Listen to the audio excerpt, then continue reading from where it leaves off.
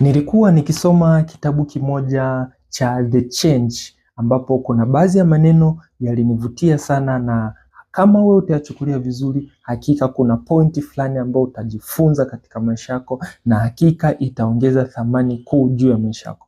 Listen kidogo maneno ya jinsi yanavyosema. Give the world unity and it will teach you how to enjoy this life. Give the world your patience and it will teach you how to enjoy its goodness.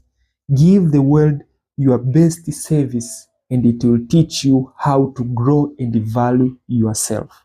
Give the world your hard work and it will light your ways and bless you and your generation. And lastly, give the world peace and it will give you love, hope and a bright future.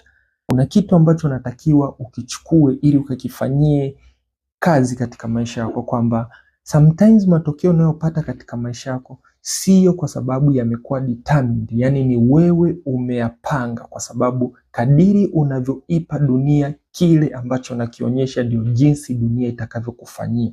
Yani uwezi ukapanda mahindi ukategemea kuvuna mtama, na uwezi ukapanda mchele ukategemea kuvuna miwa au zao jingine. Yani kile unachokipa dunia ndio dunia itakavyokurudishia. Kwa ukiipa dunia mafunzo itakupa mafunzo mengi.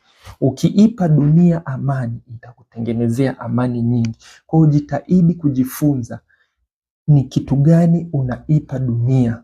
Jaribu kuangalia what are you contributing in your world. Tambua dunia yako ni ipi. Kama dunia yako ni mwenza wako, kama dunia yako ni malezi, kama dunia yako ni investment, tambua eneo muhimu ambalo unataka kuiwekeza katika dunia ambayo unahitaji, ili uweze kujua what you give the world is what it will give you back in the bright future. Change your future, start by investing, and remember what you give the world is what it will return you as a favor for your growth.